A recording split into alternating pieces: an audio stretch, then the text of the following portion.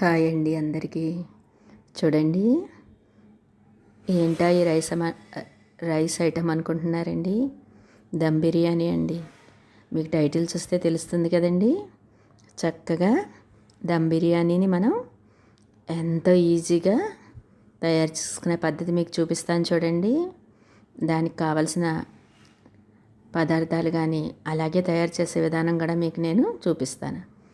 ఎప్పుడైనా సరే దమ్ బిర్యానీకి మనం రైస్ ఉడకబెట్టుకుని 80% ఉడకబెట్టుకుని దాన్ని బిర్యానీలాగా ఎలా తయారు చేసుకోవాలో మీకు చూపిస్తాను. మొదట ఇలా ఎసరు పెట్టేసుకుని నేను ఈరోజు 2 డబ్బాలు బియ్యంతో తయారు చేస్తున్నానండి. అందుకని చెప్పి ఈ విధంగా మనం రైస్ పెట్టేసుకుని దానిలోకి లవంగ ముగ్గ, చెక్క, ఎలాచి వేసి ఉప్పు వేసి బియ్యానికి సరిపడా 2 స్పూన్ల నెయ్యి కానీ లేదా ఆయిల్ కానీ వేసుకోవచ్చండి. అదేవిధంగా ఒక చెక్క నిమ్మరసం పిండేస్తే పొడి పొడిలాడుతున్నట్టుగా చక్కగా వచ్చేస్తుంది రైస్. దమ్ బిర్యానీలోకి అయితే మనం 80% ఉడికేటట్టు చూసుకోవాలి. మిగిలిన మనం ఫ్రైడ్ రైస్కి వాటికైతే పూర్తిగా ఉడికిపోతుంది కదండి. అలా కాకుండా మనం కూరగాయలు గిన్నెలో అడుగున వేసి పైన ఇలా 80% ఉడికిన అన్నాన్ని వేస్తాం. అందుకని చెప్పి ఈ విధంగా మనం ప్రిపేర్ చేసుకుంటే ఎంత బాగా వస్తుందండి దమ్ బిర్యానీ. టేస్ట్ అదిరిపోతుంది. అసలు ఈ విధంగా తయారు చేస్తే ఎంత చక్కగా మెతుకు మిగలకుండా తినేస్తారంటారు కదండి. ఆ విధంగా తయారవుతుంది ఈ బిర్యానీ. చూడండి, ఈ విధంగా మనం రైస్ని 80% ఉడికించుకుని ఉంచుకుని మిగిలినవన్నీ కూడా ఎలా చేర్చుకోవాలో మీకు చూపిస్తాను. బిర్యానీకి ఎప్పుడైనా సరే బంగాళాదుంపలు, వంకాయలు, కొత్తిమీర, అలాగే పుదీనా, అల్లం వెల్లుల్లి పేస్టు, మనం కూరగాయలన్నీ ఎంత ఎక్కువగా వేసుకుంటే అంత బాగుంటుందండి ఈ బిర్యానీ. అలాగే మనం బీన్స్, బఠానీ కూడా వేసుకోవచ్చు. ఈరోజు బఠానీ మటుకు నేను వేయలేదు. క్యారెట్, ఇలాగ అన్ని రకాలు ఉపయోగించుకుంటే టమాటా, ఉల్లిపాయ ఇవన్నీ కూడా మనం వీటిలోకి చేర్చుకుంటే అసలు అమోఘమైన టేస్ట్ అని చెప్తాను కదండి. ఆ విధంగా బిర్యానీ చక్కగా మనకి దమ్ బిర్యానీ రెడీ అయిపోతుంది. ఇదిగోండి, పొయ్యి మీద మూకుడు పెట్టుకుని అది బాగా వేడెక్కాక దానిలోకి కొద్దిగా ఆయిల్ ఎక్కువే వేసుకోవాలి. ఒక 2 గరిటెల ఆయిల్ వేసుకుని అది బాగా మరిగాక దీంట్లోకి బిర్యానీలోకి మనం ఎప్పుడైనా సరే కాజు కూడా వేసుకుంటే టేస్ట్ సూపర్గా ఉంటుందండి. అందుకని చెప్పి నేను కాజు కూడా జీడిపప్పు కూడా వేసాను. జీడిపప్పు వేసి కొంచెం వేగనిచ్చుకుని దానిలోకి మన అల్లం వెల్లుల్లి పేస్టు 1 స్పూనున్నర వేసుకుంటే సరిపోతుందండి.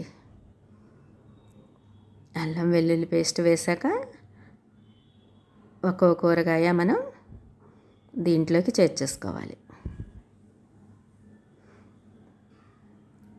మొదటే మనం కూరగాయలన్నీ రెడీగా పెట్టుకుంటే చక్కగా ఈ బిర్యానీ చేసుకోవడం ఎంత ఈజీగా అయిపోతుందనండి. బాస్మతి రైస్తో చేస్తే అసలు అదిరిపోతుంది. ఈరోజు నేను బాస్మతి రైస్ తోటే చేస్తున్నాను. ఇదిగోండి, గరం మసాలా 2.5 స్పూన్లు వేసుకుని తర్వాత ఉల్లిపాయలు కొంచెం పెద్ద పెద్దగా తరుక్కోవాలండి. వాటిల్ని వేసి తర్వాత కొంచెం ఉల్లిపాయని వేగనివ్వాలి.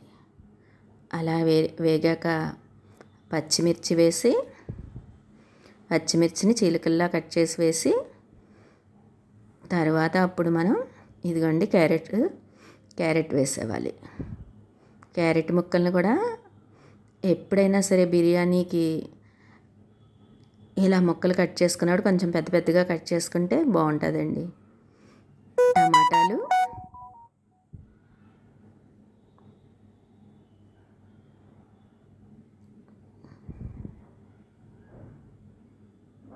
టమాటాలు వేసుకుని కొంచెం అటు ఇటు కదుపుకుని వంకాయలు, అలాగే బంగాళాదుంప ముక్కలు మనం ఏవి కట్ చేసుకుని రెడీగా పెట్టుకున్నాం అన్నీ వేసేసుకోవాలండి.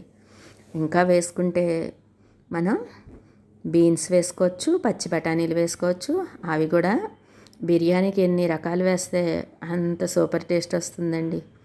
ఇదిగోండి బంగాళాదుంపలు కూడా చేర్చేసుకుని బాగా కలుపుకోవాలి. ఒక్క 5 మినిట్స్ వీటిలన్నిటినీ వేగనిచ్చి మొదట మనం మూకుల్లో ఈ ముక్కలన్నీ వేగనిచ్చుకుని తర్వాత మనం బియ్యం అన్నీ వేయాలనుకున్నప్పుడు 2 డబ్బాలు కాబట్టి ఇది సరిపోదని చెప్పి ఇడ్లీ కుక్కర్ ఉంటుంది కదండి, దాని రేకులు తీసేసి దాంట్లో తయారు చేసుకుంటే మనకి ఎంత బాగా కుదురుతుందనండి.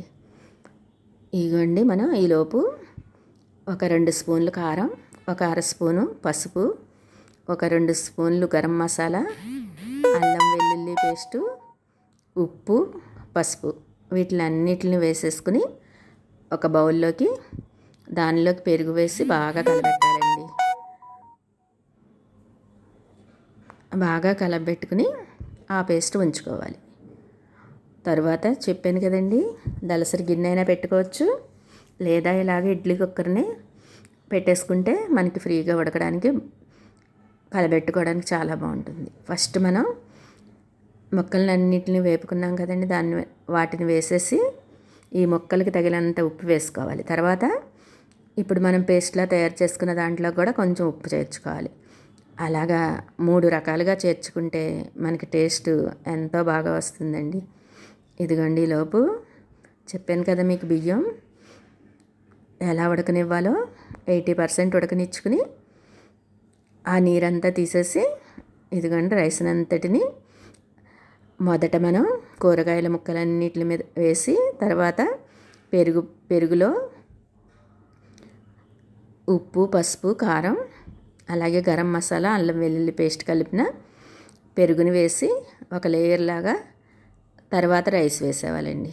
అలా రైస్ వేసాక పైన ఒక అరగరిటెడు ఆయిల్ వేసి లేదా నూనె వేయాలి, లేదా నెయ్యి అయినా వేసుకోవచ్చు. మీగడ కూడా వేసాను. మీగడ వేసి దానిపైన మనం పుదీనా సన్నగా కట్ చేసి వేసేసుకోవాలండి. అలా వేసుకున్నాక మనం బియ్యం ఉడికిన దాన్ని బట్టి 80% అని చెప్పాను కదండి, ఒక్కొక్కసారి కొంచెం ఎక్కువగా ఉడికినట్టు అనిపిస్తే కొంచెం తొందరగా చూసి కట్టేసుకోవాలి. ఇలాగా పైన మూత టైట్గా పెట్టేసుకుని ఒక్క 10 మినిట్స్ ఉంచుకోవాలండి. 80% బియ్యం ఉడికినట్టయితే 10 మినిట్స్ ఉంచుకోవాలి. అలాగే 90% ఉడికిపోతే కనుక ఒక్క 5 మినిట్స్ ఉంచుకుంటే మనకి ఆ ముక్కలు ఉడికిపోవడం కానీ ఆల్రెడీ మనం ఆయిల్లో కూరగాయలన్నిటిని బాగా వేపుకున్నాం కదండి, అందువలన ఇలాగ 5 మినిట్స్ కానీ లేదా 10 మినిట్స్ కానీ ఉంచుకుంటే చక్కటి దమ్ బిర్యానీ చూడండి ఎంత బాగా రెడీ అయిపోయిందో. ఈ దమ్ బిర్యానీ మీకు నచ్చితే కనుక లైక్, షేర్, కామెంట్ మాత్రం మర్చిపోవద్దు.